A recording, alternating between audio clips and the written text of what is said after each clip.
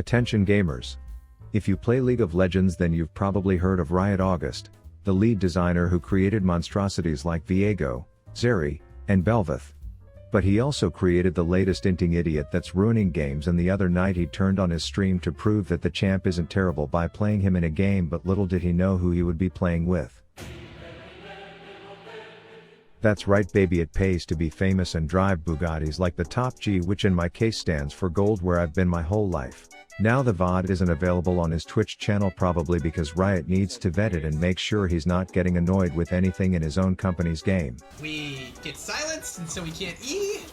But I had his audio, and when he failed to agree to the terms of me helping him with Dragon, I made like a fart and blew that shithole, to which he wasn't happy. You coward! Dude, Rav could have helped me out there. We killed Sid 1E for sure. Bro is a coward. But in the end I got what I came for. Proof that Riot August, creator of Briar, has Briar syndrome. I shouldn't have done that. What was I thinking? Oh, I'm trolling. Hey, did you know that you can play Starving Senna support, and instead of laning with some albino gun slut, you can follow your jungle around stacking your passive? The amount of souls that jungle camps drop is insane. 3 from wolves if you actually pick up the last one.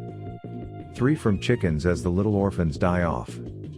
And if you roll high you'll get 4 from golems, which is kind of insane when souls are the main way for this champ to scale, but it also speeds up your jungler's clear, gives more CC to your jungler's ganks, helps defend against counter ganks from players too blind, no pun intended, to see that 3 of you are there, and it gives your team counter jungler pressure. You'll scale so damn hard that anyone who sees you in the open world will have to flash away, only to learn 2 seconds later that your range is so overtuned you'd think Riot August designed it. Oh wait, he did.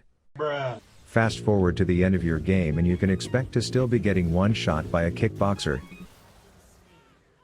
The ADC who you left to get milk at level 3 and never came back will be more useless than a screen door on a submarine from having no support all game. Your team getting no objectives because you just wanted kills, while you wish you could crawl back into Thresh's lantern until everyone eventually gives up on you. Good times. But today's video will cover a strategy that actually works way better. What you are going to do is lock in this Dexter's Laboratory hamster as a support, take teleport, demolish, and comment, and then open up a Google search. Look up colonoscope. It's an expensive as fuck tool that doctors use during colonoscopies. Study this tool because this is what you need to be. Anytime you see an asshole you will poke it, prod it, shine lights on it, tap it, perform a whole gastroenterological write-up on it. Under no circumstances are you to let some Beauty and the Beast bitch Lux apply more pressure than you because you are a colonoscope. If you've cosplayed correctly she will eventually have to flash you, and even though that sadly doesn't mean a peep at some Lux titties in this case, it does mean they are going to leave you alone with their statue for a bit. Early game these have more armor than a Russian tank, but you nab an early plate like a fat fuck who can't suppress his appetite until dinner, and then you take a quick base. These suffocated shit stains will be so relieved to finally be able to exist in lane without you throwing chemicals and piss vials at them that they will just willy-nilly push all the way to tower like a bunch of blind morons. That's where your jungler comes in, as she'll be in the area looking for a fat frog to spawn. This is where you put that fucking useless high school geometry knowledge into practice, running in a straight line while they run at an angle, which means the dumb blonde who just gave slop-glop 9,000s to the teacher will find herself fucked in this one. And not the way she was when it meant not having to know what an isosceles triangle was to get that B+. Erase her from your sight and then escort the hoodlums into their death via parade so that you can take another plate. This pattern will repeat itself, as 95% of bot laners were born with 3 brain cells and 2 of them are exchanging Taylor Swift bracelets while the third is jerking off to murder porn, which is a long-winded way of saying they won't be warding so you can get another successful gank. This time sending both the idiot who can't do algebra and the windshitter back to base. Command your jungler to stay and help vandalize the statue because you were born for this. At this point it's just over 8 minutes into the game and you've taken your first tower. Get a little objective combo meal by stopping at McDragon's on the walk up north, and then park your Hex Deck Einstein looking rat ass up in the mid lane. The goal here is simply to get intimate with their tower by any means necessary. If anyone decides that they want to be a bigger cock block than Billy Grunwald in 7th grade when he told Sarah that your mom drives you to school because you get car sick on the bus and now she doesn't want to kiss you anymore because everyone thinks you are a bitch, then you take out those totally not real suppressed emotions by throwing all sources of chemicals at random characters on an online game. Eventually Solar Baka will get harassed so much you might ask him after the game if he knew Billy Grunwald too. That stupid son of a bitch, stop distracting me, childhood traumas, it's time to get a second tower. Nuke that thing like it was built in Hiroshima and then move on to slap around a needlessly large scuttle grab. Let's take a breather to look at some data because in the last 3 minutes you've just secured an insane gold lead purely from taking 10 plates of dragon and a fat fucking cockroach for your team, all as a support. Keep in mind that giant beetle is in your pocket and it'll start nibbling at your dick tip if you don't let it out soon, so I'd advise you release it in the general vicinity of top tower to both spare the integrity of your urethra but also to flex that you just secured all 15 plates in the game before the 13-minute mark and managed to spread the goal rewards from all of that pretty evenly across your team, which in a game which snowballs out of control, I'd say that makes the probability of you winning pretty high, unless you are Lux and never learned probability because letting the teach stick objects up your ass during study hall instead earned you that fat GED. But anyways, this opens the metaphorical front doors into their part of the forest. Some band-aid will be crying around getting gapped harder than Kim Kardashian's BBL hips, so you have to kill him and all his friends to let them know that if you had to suppress your Billy the Bully feelings all these years, then they need to suppress theirs now.